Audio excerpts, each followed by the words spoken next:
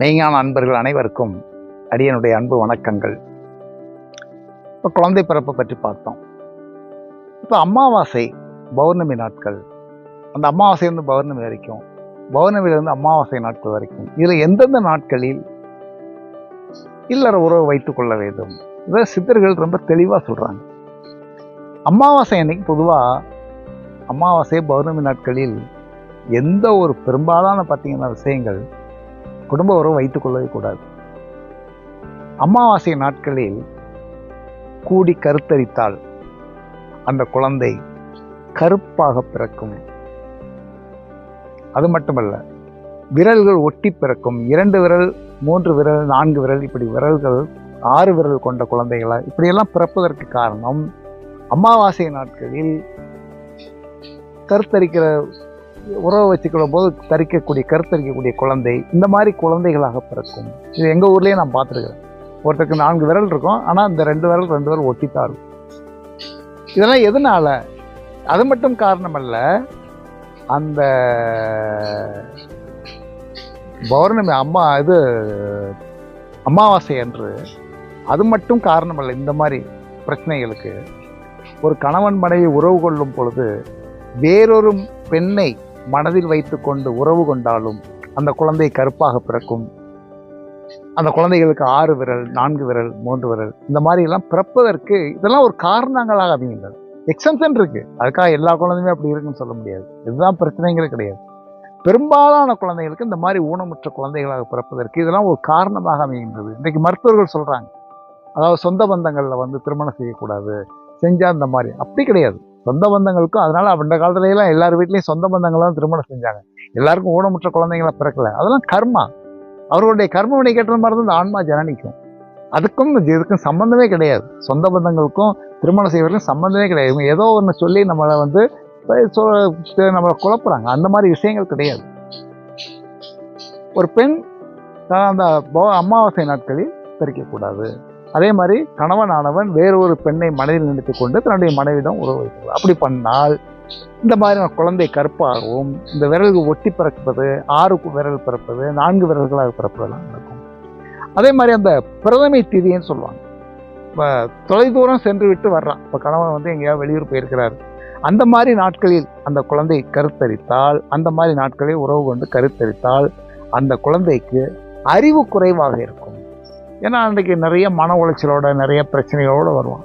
இப்போ அந்த குழந்தை அந்த மாதிரி நாட்களில் கருத்தரிக்கின்ற குழந்தை அறிவு வளர்ச்சி கம்மியான குழந்தைகளாக பிறக்கும். அதே மாதிரி அமாவாசை கலைந்த பிரதமை திதியில் பிறக்கின்ற குழந்தை அன்னைக்கு நல்ல கருத்தரித்தால் பொய் பேசும் குழந்தைகளாக பிறக்கும். எவ்வளவு விஷயங்கள் பாருங்க. ஒவ்வொரு நாட்கள் பிரதமை தேதி, அதாவது அமாவாசை முடிந்து மறுநாள் பிரதமை தேதின்னு சொல்லுவாங்க. பௌர்ணமி முடிஞ்சு முதல் நாள் பிரதமையிலிருந்து கடைசி அந்த 14 நாட்கள் வரும். அதில் முதல் நாள் அமாவாசை முடிஞ்சோ பௌர்ணமி முடிஞ்சோ இந்த மாதிரி முதல் நாளில் அமாவாசை முடிந்த முதல் நாளில் கருத்தரித்தால் அந்த குழந்தை பொய் பேசும் குழந்தையாக பிறக்கும்.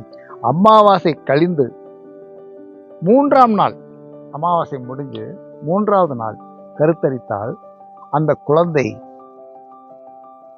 ஆயுள் குறைவாக இருக்கும். அந்த குழந்தைக்கு ஆயுள் ரொம்ப கம்மி. சில குழந்தைங்க 5 வயசில் இறந்து போகும், சில குழந்தைங்க 10 வயசில் குறைஞ்சி போகும், சில குழந்தைகள் 20 வயசு 30 வயசு, இந்த 20 வயசு 30 வயசுக்குள்ளேயெல்லாம் இறக்குறாங்கல்ல, 20 வயசுக்குள்ள இதெல்லாம் இந்த மாதிரி குழந்தைகள்லாம் ஏன் இறக்குறாங்கன்னா இதெல்லாம் ஒரு காரணம் பாருங்க. அதாவது அந்த அமாவாசை முடிஞ்சு 3ஆம் நாள் அந்த மாதிரி நாட்களில் தவிர்த்து கொள்ள வேண்டும். அதுக்கு அடுத்து பார்த்தீங்கன்னா பௌர்ணமி நாட்களில், அமாவாசை பௌர்ணமி இந்த 2 நாட்களிலுமே இல்லற உறவு வைத்துக் கொள்ளக்கூடாது. பௌர்ணமி நாட்களில் உறவு வைத்துக் கொண்டால் ஊனமுற்ற குழந்தைகளாக பிறக்கும்.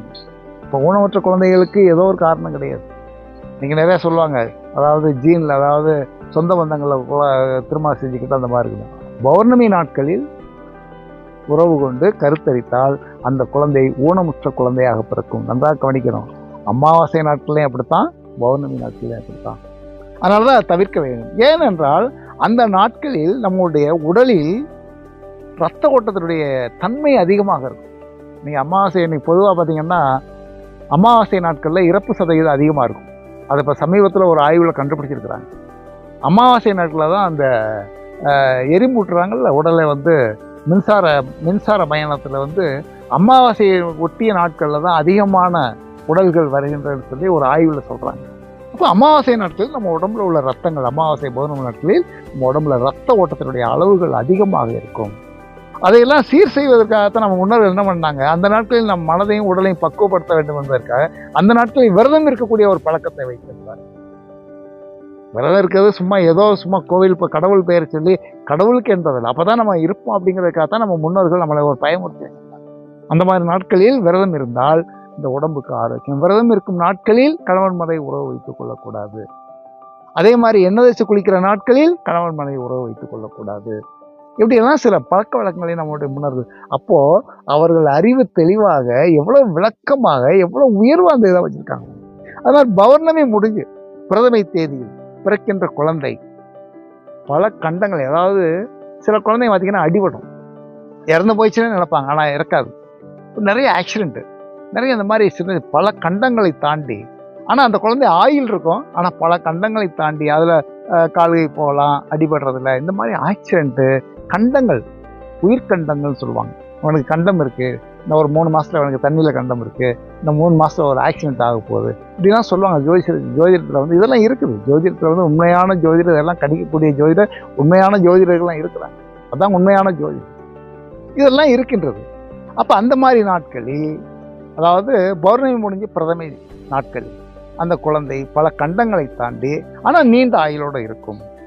அடுத்து 15ஆம் நாள் குடித்து அரிக்கின்ற குழந்தை குஷ்டம் சொல்லுவாங்க, கருங்குஷ்டம், வெண்குஷ்டம், இந்த மாதிரிலாம் குஷ்டரோகம் சொல்லுவாங்கல்ல, இந்த மாதிரி நோய்களை கொண்ட குழந்தைகளாக பிறக்கும் 15ஆம் நாள்.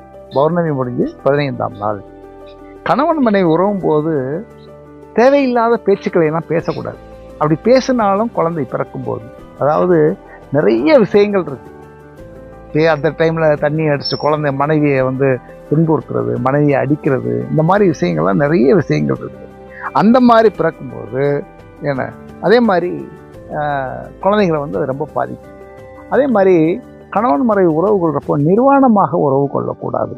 அப்படி நிர்வாணமாக உறவு கொள்ளக்கூடிய நாட்களில் கருத்தரித்தால் அது சோம்பேறித்தனம் உள்ள குழந்தையாக பிறக்கும். அதாவது நாங்கள் ஒரு முறை என்னுடைய நண்பர் வர்ம வைத்தியர், அவர் திருப்பூரில் ஒரு ட்ரீட்மெண்ட்டுக்காக ஒரு பையனை போய் நாங்கள் பார்க்க போயிருந்தோம். அந்த பையன் வந்து 11 வயசு, ஆனால் அவனால் எழுந்து நடக்க முடியாது. 11 வயசு பையன் 8 வயசு பையன் மாதிரி சின்ன பையனாக ஆகிட்டான். என்ன காரணம்னு கேட்டப்போ என்ன காரணம்னு தெரியாது. ஆனால் அவங்க அப்பா ஒரு நாள் தண்ணியை போட்டு வந்து அந்த பையனை முதுகில் அடிச்சிருக்கிறாரு. அடித்ததில் வர்மத்தில் அடிபட்டு அவனால் ஒன்றுமே செய்ய முடியாது. அப்போ அந்த வர்மத்தில் அடிபட்டு தான் உடனே அந்த வர்மத்தினுடைய பாதிப்பு, அவங்க எல்லா ஹாஸ்பிட்டல்லையும் போய் பார்த்தாங்க. பார்த்துட்டு ஒன்றுமே பண்ண முடியலை, அவங்க எதுவுமே செய்ய முடியலை. அதனால் திருப்பி அவங்க திருப்பூரில் அங்கே வந்து கொண்டு வந்து வச்சுருந்தாங்க. அப்படி அங்கே வந்து வச்சுருந்தப்போ தான் நாங்கள் வர்ம வைத்தியரை கூட்டு போய் பார்த்தப்போ தான் அவனுக்கு முதுகில் வந்து வர்மத்தில் அடிபட்டுருக்குன்னு சொல்லி ஒரு நாடி பிடிச்சி பார்த்து சொன்னார். அது ஒரு இன்சிடென்ட். அதுக்கப்புறம் நண்பர்கள் மீண்டும் சொல்கின்றேன், சப்ஸ்கிரைப் செய்யுங்க, லைக் பண்ணுங்கள், ஷேர் பண்ணுங்கள், உங்களுடைய தெரிஞ்சவங்க எல்லாருக்கும் சொல்லுங்கள், நண்பர்கள் சொல்லுங்கள், சொல்லி ஷேர் பண்ண சொல்லுங்கள். யாம்பற்ற இன்பம் பெருக வையகம். நன்றி, வணக்கம்.